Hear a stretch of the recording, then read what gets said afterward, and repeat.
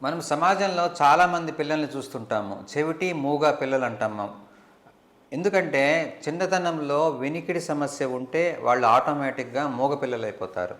ఎప్పుడైతే మనము శబ్దం వింటామో తిరిగి మనం మాట్లాడటం, తిరిగి సమాధానం చెప్తాము. ఎప్పుడైతే మాట వినపడదో ఆటోమేటిక్‌గా ఆ పిల్లవాడు మూగవాడైపోతుంటాడనమాట. దీన్నే డెఫ్ మ్యూటిజం అంటాము.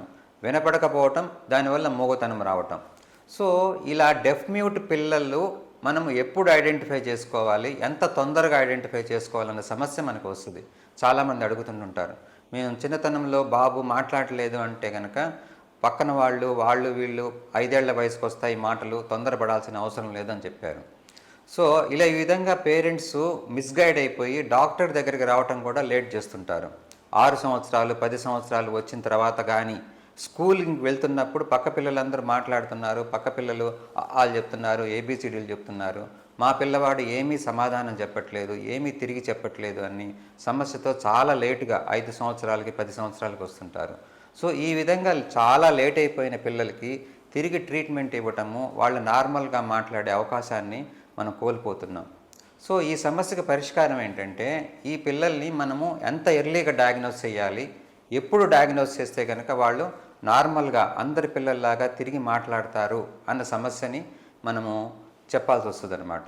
సో, ఫర్ ఎగ్జాంపుల్ ఒక బేబీ డెలివరీ అయితే గనక ఒక హాస్పిటల్‌లో గానీ, ఇంటి దగ్గర గానీ డెలివరీ అయితే గనక సో, ఇమ్మీడియేట్‌గా గవర్నమెంట్ నార్మ్స్ ప్రకారం ఏంటంటే బేబీని ఇంటికి డిశ్చార్జ్ చేసేటప్పటికి అంటే సెకండ్ డే కానీ సెవెంత్ డే కానీ డిశ్చార్జ్ చేసేస్తాం బేబీని.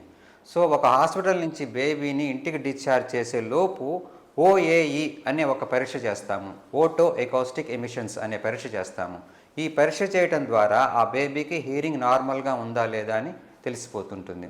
అలా కాకుండా ఈ టెస్ట్ చేయకుండా మనం ఇంటికి తీసుకువెళ్ళి 6 మంత్స్‌కో 1 ఇయర్‌కో ప్రాబ్లం ఉంది, ఇంకా లేట్‌గా 3 ఇయర్స్‌కో 5 ఇయర్స్‌కో ఐడెంటిఫై చేశాము అంటే కనుక మనము చాలా ఇంపార్టెంట్ టైంని కోల్పోయిన వాళ్ళం అవుతాము.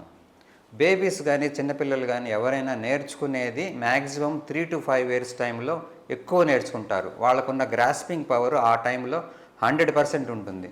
ఏ విధంగా అయితే మనము సమయం కోల్పోతున్నామో 5 సంవత్సరాలు 10 సంవత్సరాలకు వచ్చే టైంకి ఆ గ్రాస్పింగ్ పవర్ అనేది తగ్గిపోయి మనకి ట్రీట్మెంట్ అనేది కష్టమవుతూ ఉంటుంది.